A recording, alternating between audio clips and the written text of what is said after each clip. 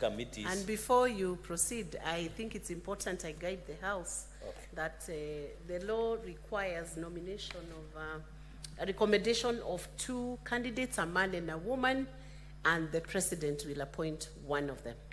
Thank you. You may proceed. Thank you, Madam Speaker, for that guidance. I was to indicate, but it is important you did.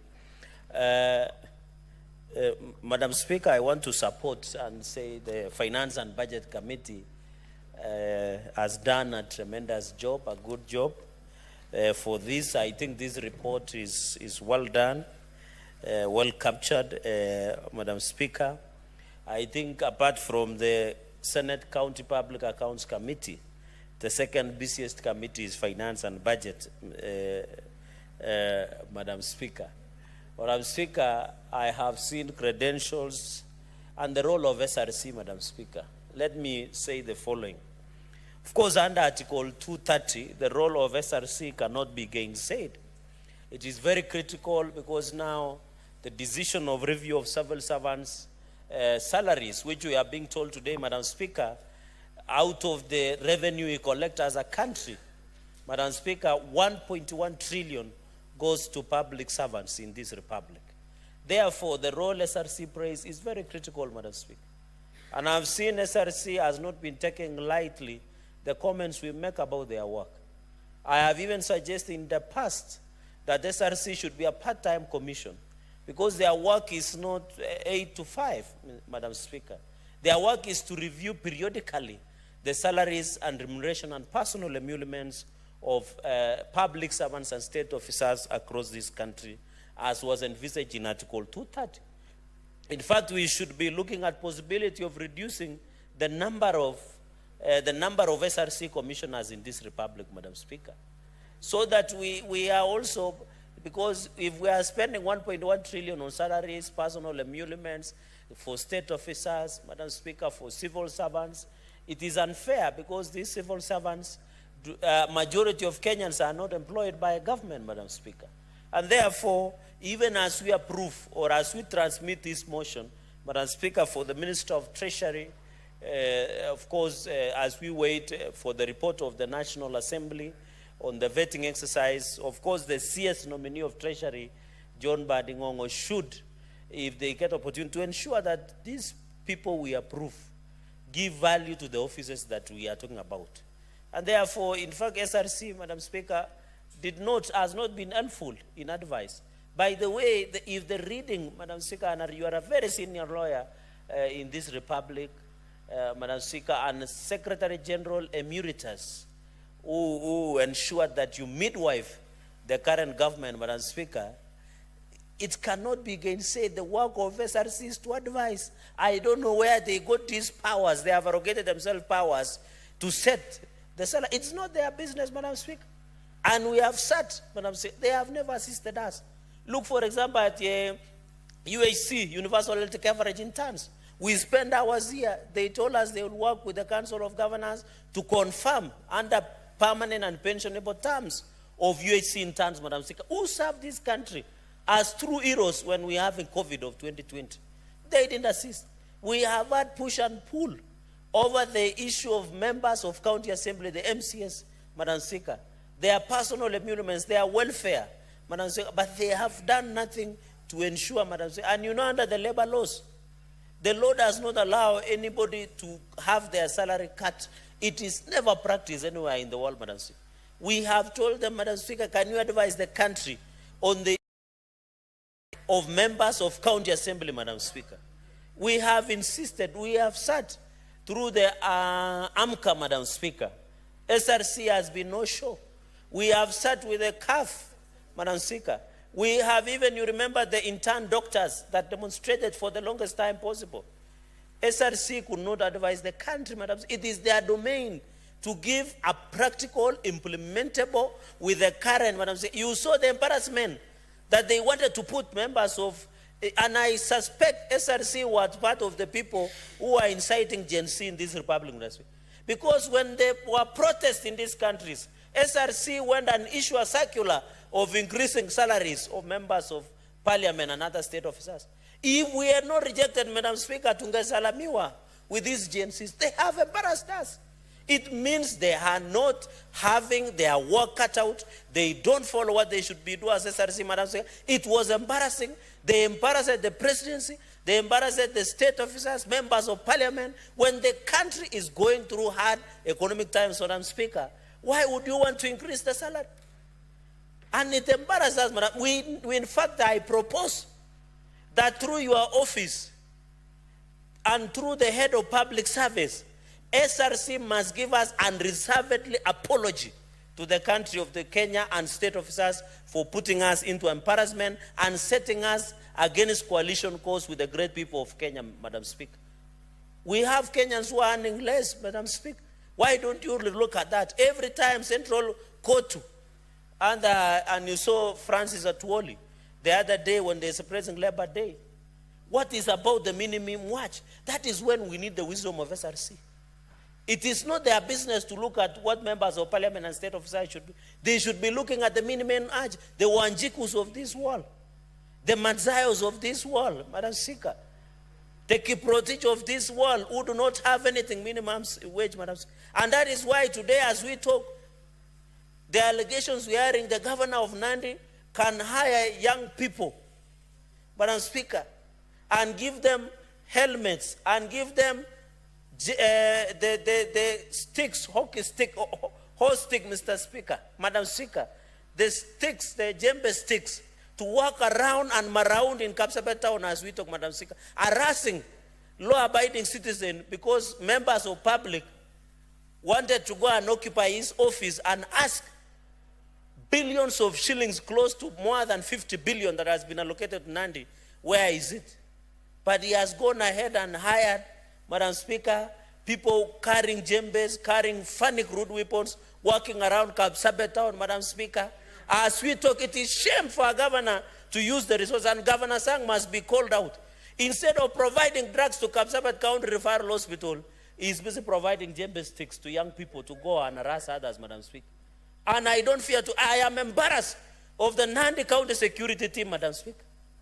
In Namgoi, in the town, criminals are walking around with djembe sticks, and the county commander and the county security team is sitting unless they have been compromised by Governor Sang, Madam Speaker. It is very unfortunate. It is so sad. We go and tax Kenyans, give counties money. The governors misuse that money for their own selfish gains, Madam Speaker. We cannot allow this country, Madam Speaker. It is very unfortunate, Madam Speaker. And I want to challenge the Acting Inspector General of Police, Mr. Kanja, to tell us why would the police officers and county commander and county security team are sitting while young people, criminals hired by the governor, are walking around with the djembe sticks, harassing young men and women, pregnant mothers, the disabled in Kapsabet town in a clear, broad daylight, Madam Speaker. And yet we are struggling here. As we talk today, the ECD teachers of Nandi County are supposed to go on strike because they have not been paid. But when you hire hooligans, the county has money to hire, but they can't buy drugs. They can't pay ECD teachers very well, Madam Speaker. The roads are impassable in Nandi as we talk, Madam Speaker. So, Madam Speaker, as a house, and I'll be bringing a comprehensive statement to have the Inspector General of Police. We are doing what we call in quotes bad manners in this country, Madam Speaker. Because if you are allowing criminals to walk around with djembe sticks, with crude weapons, in a big town like Kapsabet, Madam Speaker, what are you selling the rest of the country, Madam Speaker? I will be challenging, Madam Speaker, and therefore, we must agree that even as we approve, we pass anything, Madam Speaker, in this house, we must ensure, Madam Speaker, we speak truth to the power. And governors should understand that they don't exist, they don't have powers that they can overrun the police, Madam Speaker, that they can overrun the security apparatus.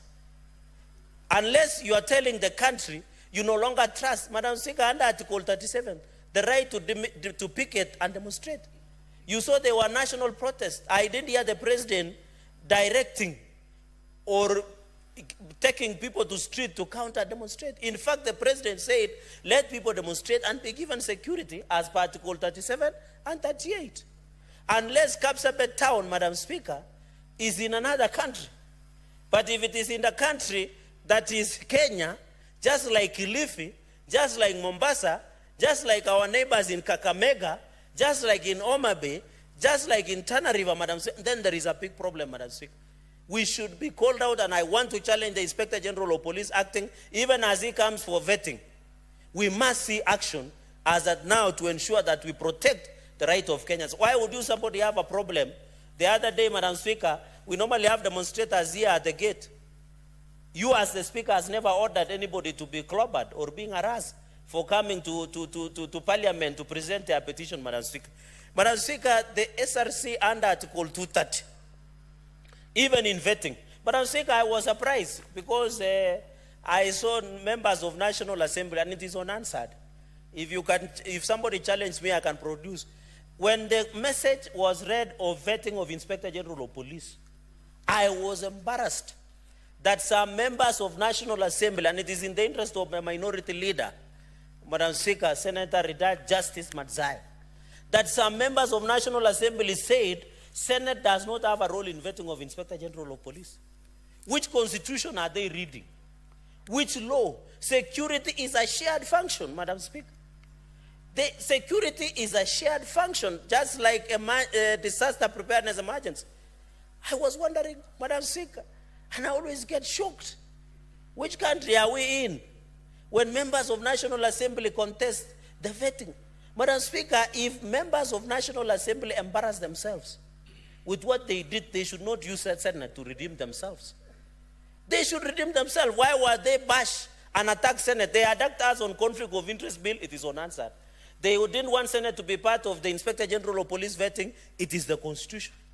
The law is very clear under Article 93. Parliament is the Senate and the National Assembly. Security is a shared function. You cannot say, and that is why we fought in this Parliament.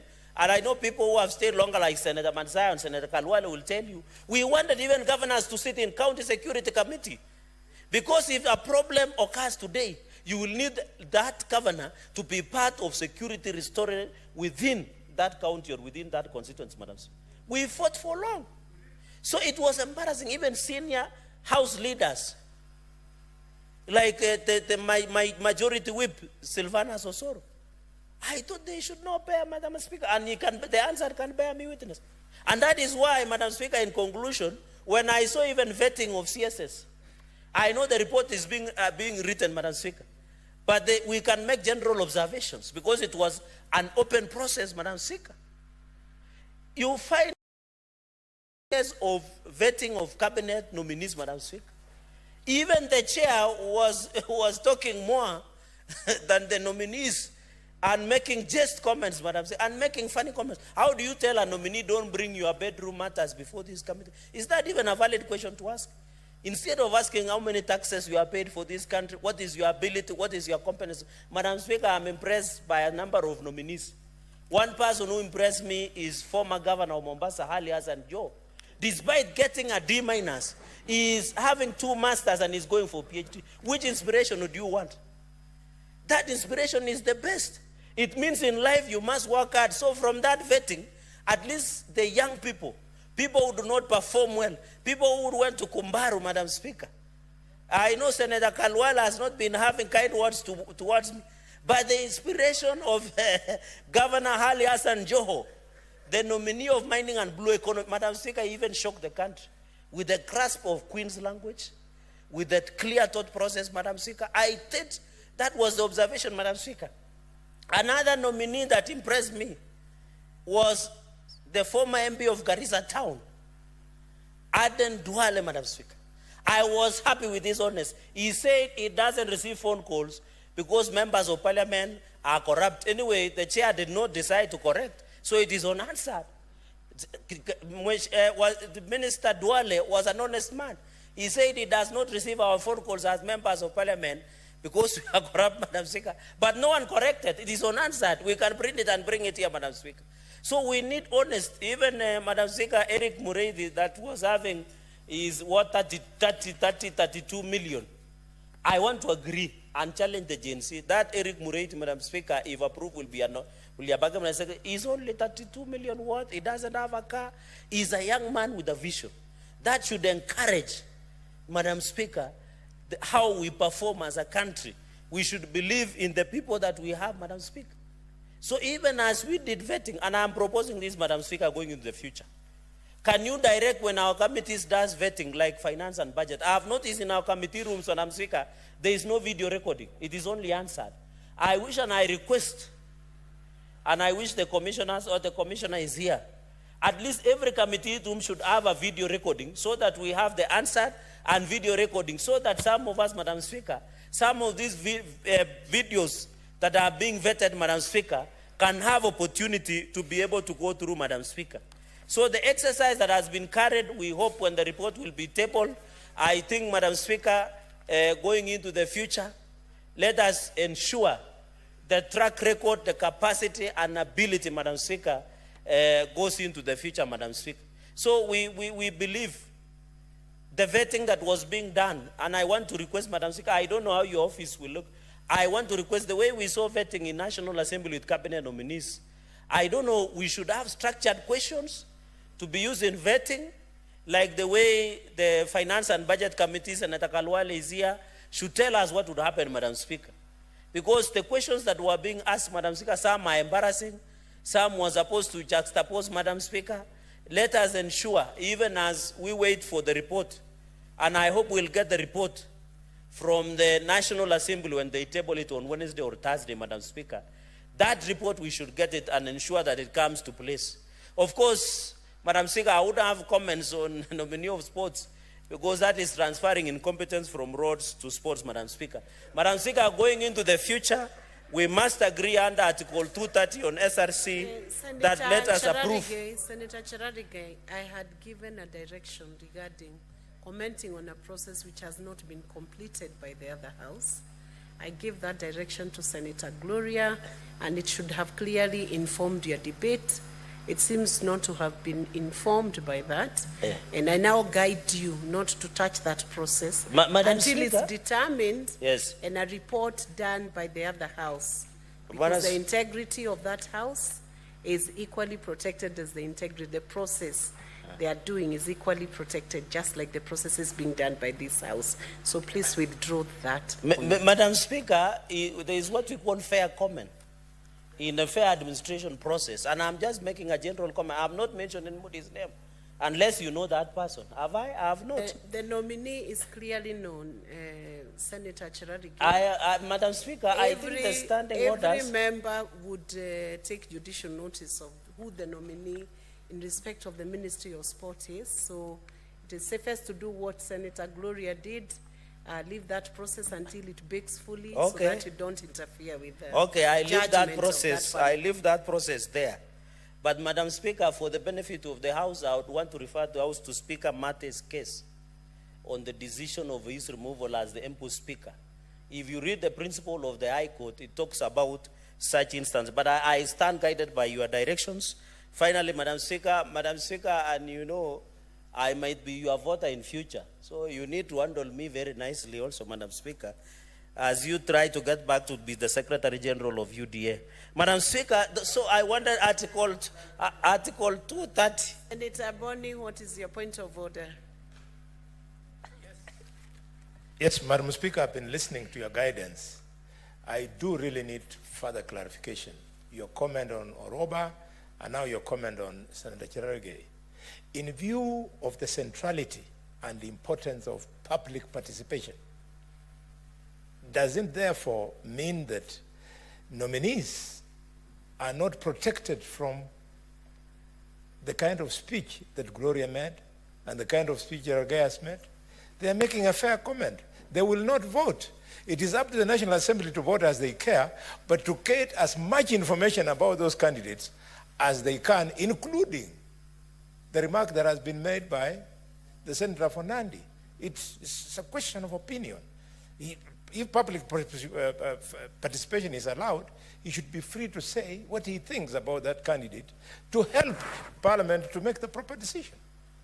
Please guide us. I think I'm lost. Honorable Senator, thank you for seeking that clarification. The difference is that those nominees are already sitting and have the opportunity to respond to any claim that will be raised by the interview panel.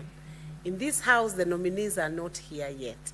So if any issue is raised, they don't have the advantage. So we'll be breaching their rules of natural justice when they are going through an important process. So it is important that when such is raised before the determination is made, at least they be present to respond to it. And since they are not, and the report is not yet out, if the report was out and a verdict has already been rendered by this, then it will be easy to debate and it will be easy to accept as a public record once the report is out. So I still guide that since they cannot defend themselves, we allow the National Assembly to complete the process while we await the report. We will still have a chance to debate that report. I believe that. Thank you. You can finish, Senator Cherargei. Madam Speaker, I want to wish well the two candidates. I know the law says President will appoint one. And the committee, of course, we hope to see those SRC members before this committee, Madam Speaker, but to support and ask the House to support and ask the SRC, if one of them, because there are two, if either of them succeed, Madam Speaker, they should assist the country in advising on the issue of ballooning, Madam Speaker, not only national wage, but also county wage. The only county that is below, Madam Speaker, because I have advantages, that is below 35% is Turkana County. The rest are beyond 35 as per the regulations on wage bill. We need also to work with County Public Service Board to bring that to an end. With those many remarks, Madam Speaker, and in suggesting remarks, I